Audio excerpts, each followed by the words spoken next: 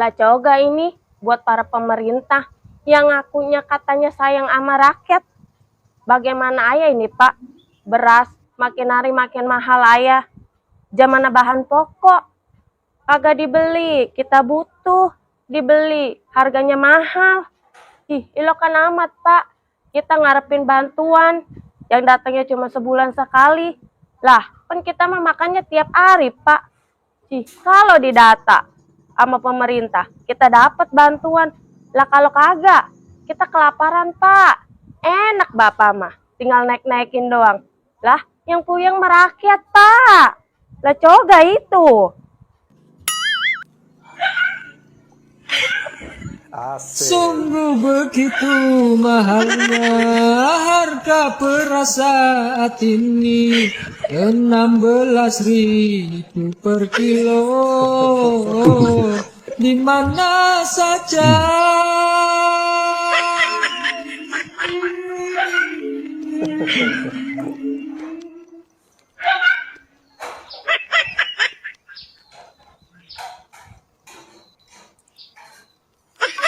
Walau 16 ribuan harga beras di pasaran, terpaksa tetap kita beli.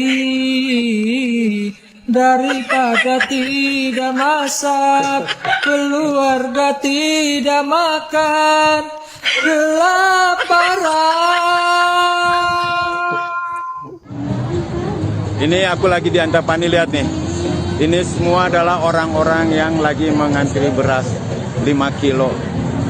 Kasihan amat negara kita. Coba lihat tuh. Kasihan amat. Ya Allah. Oke guys, kalau melihat tayangan video tadi itu sebenarnya sangat miris banget ya guys. Lihat nih, mengantri untuk sebuah beras yang dapatnya itu cuma 5 kilo, tapi mengantri begitu panjang. Ibu-ibu rela berdesak-desakan, panas-panasan untuk mengantri sebuah beras. Kalau melihat kondisi yang seperti ini, seperti yang di video tadi, sebenarnya miris sekali guys. Nggak tega harus melihat mengantri beras hanya dapatnya 5 kilo. Dan teringat apa yang dikatakan Pak Prabowo, bahwa negara kita itu negara yang kaya, gaji ASN pejabat itu dinaikkan. Tapi kalau kita melihat ke bawah, di lapisan yang paling bawah itu banyak masyarakat yang masih hidup di bawah garis kemiskinan. Buat pemerintah, ini ngapa sih Pak, beras harganya makin hari makin naik. Lah iya, kalau yang anak ketibang atu, lakinya kerjanya enak, palanya kagak puyeng. Lah kalau yang anaknya banyak, lakinya kerjanya tibang serabutan, makan dedek Pak, lama-lama. Gimana Besti, beras makin mahal Besti. Aku yang bingung Besti, apa kita beli beras bulog aja ya Besti? Ya orang atas kan bilang kita mending makan bulog aja Besti.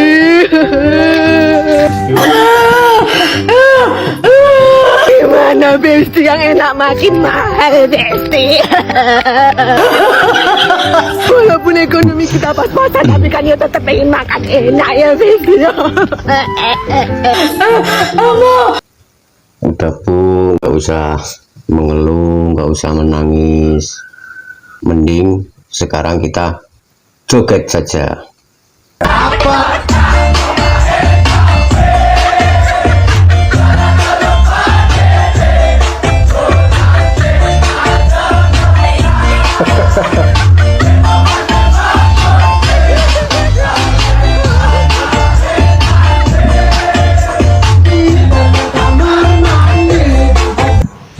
Beras makin hari makin naik, bukan makin turun. Lah beras yang tadinya 9.000 sekarang 13.500. Iya kalau yang anaknya satu, lah kalau yang anaknya banyak, apa kagak puyeng itu mikirin harga beras? Kerjaan sekarang yang dilihat umur, bukan kepinteran. Walaupun orangnya pinter, kalau umurnya tua kagak bisa. Lah mau jadi apa? Ini rakyat. Kemarin katanya beras mahal karena musim kemarau. Lagi ini kan sekarang udah musim hujan, beras bukan makinan turun, makinan naik.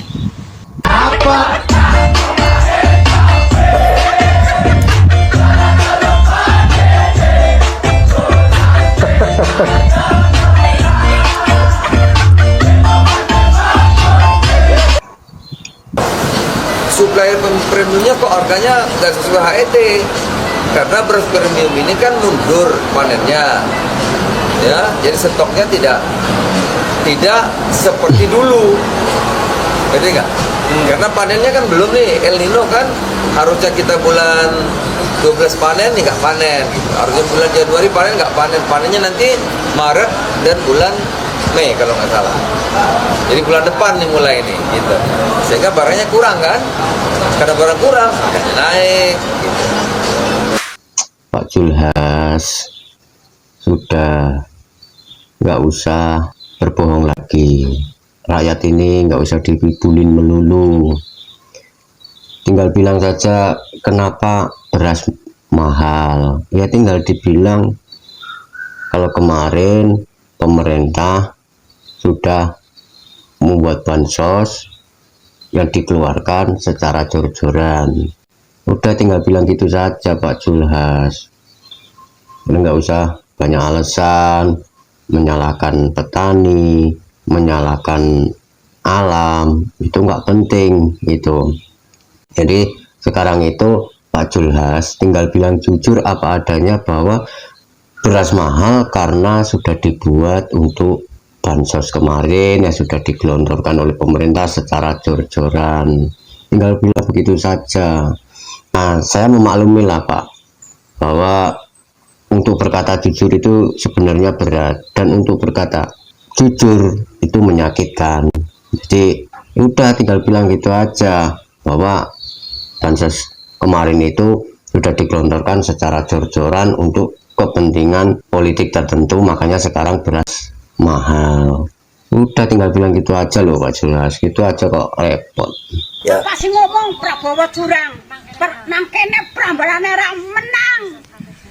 Desa Sekarteja, Kecamatan Adimulyo, Kabupaten Bumen, Jawa Tengah, 60% mutlak Prabowo menang.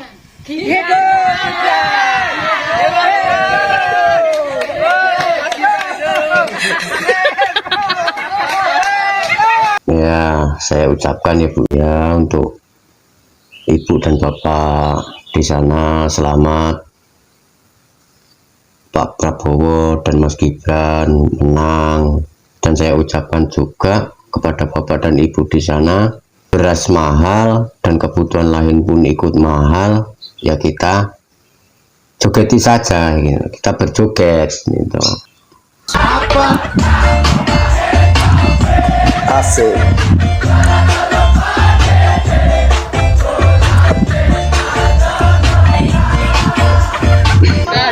Ini perjalanan untuk yang memilih nomor 2 Bapak Prabowo, jangan lupa ya. Nah ini udah dibagi-bagi semua uangnya, tinggal minta berasnya. Khusus untuk kontrakan Bapak MM. Ya, ini Bapak Tampu Bolon yang punya kontrakan sudah saya bayar. Tinggal ngambil uangnya ini 5 juta. Oke. Jokowi disebut melanggar etik sebetulnya karena memanfaatkan kekuasaannya untuk menerima tawaran dari seseorang yang adalah bawahannya. Kan kalau disebut Mahkamah Konstitusi, atasnya saya presiden. Yang mampu mengatur ketua Mahkamah Konstitusi cuma presiden. Ya. Jadi dalam relasi moral itu si Mahkamah Konstitusi, si ketua Mahkamah Konstitusi itu diperalat oleh kekuasaan, maka di situ kita sebut moral presiden buruk. Tapi kan ini jalan terus. Justru Ini itu jalan terus itu kan? artinya dari awal ya memang udah begitu. Jadi gue bilang Jokowi nggak akan dengarkan. Dia nggak mau dengar, dia nggak mau cuti segala. Memang dari awal dia tahu ya gue kuasa mau ngapain lu. Kalau bagaimana dengan masyarakat? Kalau Anda katakan tadi bahwa tingkat kepuasan terhadap Soeharto sangat tinggi dan kemudian jatuh di 2 hari kemudian, bagaimana dengan masyarakat? Apakah gaung-gaung Ya, suara itu yang ini saya maksud. diserap oleh masyarakat? Energi publik itu satu waktu akan cari kanalisasi itu. Nah sekarang misalnya kenapa masyarakat nggak protes? 80% dari pemilih Indonesia itu lulus kelas 7, tidak lulus SMP, artinya bagi dia beras itu, BLT itu lebih berguna dari debat panggung demokrasi itu. Ya. Kan itu dasarnya kan. Nah karena itu Jokowi juga tahu itu. Mending pelihara orang miskin supaya mudah diarah-arahkan. Mending ciptakan kedunguan supaya mudah dimanipulasi kan itu. Jadi secara moral Jokowi ini melanggar 2 tugas konstitusi. Konstitusi kita cuma katakan tugas presiden lepas dari visi misi dia itu 1 pelihara fakir miskin, 2 cerdaskan kehidupan bangsa. Dua-duanya itu dia tidak lakukan karena dia menunggangi kedunguan dan menunggangi kemiskinan untuk memperpanjang dinastinya tuh. Oke. Antri apa Ibu? Capek setan. Bu, udah berapa lama Ibu antri Bu? Oke gas, makan angin kentut gas, pret. Puas banget deh gue ya, puas banget. Lo berusaha jahatin gue ya, viralin live gue yang kamu rekam diam-diam dan kamu edit dengan maksud jahat. Terbukti langsung hari esoknya yang saya omongin itu terbukti terjadi.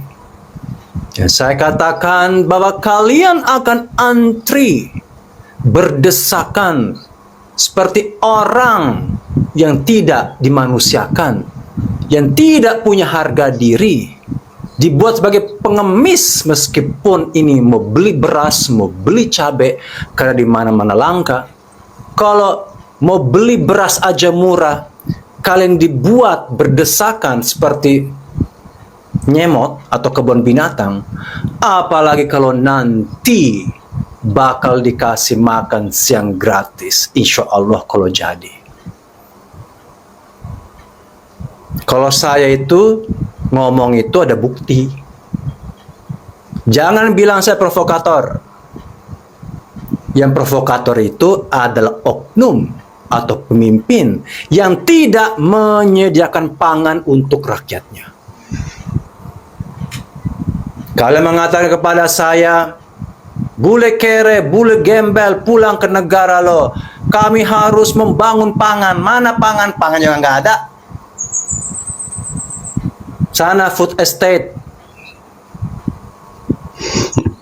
Tanam itu ubi cilembu, cilembrot, biar kentut rame-rame. Kok semua ini terjadi pas ketika quick count dan sudah mulai cawe-cawe lagi untuk bikin kabinet? Kenapa? Langsung pas diumumkan kemenangan yang dipaksakan itu, langsung bergejolak. Karena 400 triliun bansos digelontorkan, meskipun itu bukan waktu yang darurat. Daruratnya supaya si budakna harus jadi pejabat. Dan ini tidak akan berhenti. Para agen-agen, pemasok-pemasok akan menahan makanan, stok, untuk nanti bulan puasa dan lebaran, dan harga akan semakin meroket. Jogetin aja. Oke gas, jogetin aja. Lo bermaksud jahat, tapi alam berpihak kepada saya. Dibuktikan waktu saya ngomong, kalian mau dipermalukan, berdesak-desakan seperti orang tidak pernah makan, orang histeris. Ini di Tangerang loh, ini bukan di hutan. Karena cabai sekarang sekilo udah 100.000. Bahkan di luar pulau udah 300.000 sekilo. Beras udah melambung tinggi harganya. Belum yang lain-lain. Gula dan sebagainya. Katanya ini gara-gara angin. Angin yang tidak ber-KTP. Gara-gara hujan. Mendadak. Gara-gara hujan terlalu satu minggu nggak ada barang. Kalau krisis itu tuh perlahan, bukan brut, mendadak. Kalau mendadak itu artinya something wrong untuk mengelola anggaran dan juga uang itu digelontorkan, habis itu habis mendadak. Jangan kalian bilang saya provokator. Yang provokator itu yang menaikkan harga. Yang provokator adalah koruptor penipu. Memang ada bule koruptor di negeri ini. Cari, ada nggak bule koruptor? Ada nggak Arab koruptor? Kayaknya koruptor lolo pada. Kayaknya koruptor orang lokal deh. Adakah bule koruptor di sini? Paling ada yang di Bali yang selundupin narkoba, itu pun ditangkap habis itu udah kelar. Jadi saya tidak butuh balas dendam karena saya tidak diajarkan untuk balas dendam. Tapi saya akan bergembira sekarang menonton prank demi prank, penderitaan demi penderitaan, blunder demi blunder, seterusnya selama 5 tahun. Saya sebenarnya membela orang susah, orang rakyat yang lemah. Tapi kalian lebih memilih joget-joget, memilih mendapatkan bansos yang sekarang sudah jadi tokai. Berapa lama tuh beras itu? 2 minggu habis jadi tokai. Sekarang kamu antri kembali dengan harga yang lebih parah. Apalagi nanti pas kabinet terpilih dengan orang-orang yang tidak berkompeten, bergejolak. Dan kalau pasar luar negeri tidak mendukung Wakanda, makin harga melonjak. Kalau saya sih sorry ya, saya makan kentang impor dari Amerika, saya makan roti gandum dan saya makan spaghetti. Jadi saya rawon setan, cabai setan, beras saya nggak makan. Saya orang bule, jadi beruntung dong orang bule. Kalian yang orang lokal harus makan beras dan cabai, saya tidak. Jadi saya diuntungkan. Selamat. Teruskan viralkan dan lakukanlah kejahatan. Tapi kebenaran akan diungkapkan. Kamu jahatin saya, kebenaran akan di pihak saya. Lo mau pansos sama saya. Ngapain lo pansos sama gue? Katanya gue gelo. Lo ngapain pansos sama bule gelo? Udahlah bule Maksi, sekarang lu tuh nggak usah marah-marah, nggak usah ngedumel, mending sekarang kita jogetin aja gitu, kita joget aja. Ya itu tadi beberapa video yang terjadi fenomena sekarang ini seperti itu. Mahalnya beras itu ada di mana-mana, bahan pokok lainnya ada kemungkinan untuk ikut naik juga. Demikian video dari saya. Terima kasih sudah menonton. Jangan lupa untuk like, komen, dan subscribe. Saya Mas Duta. Sampai ketemu lagi di lain waktu. Bye bye.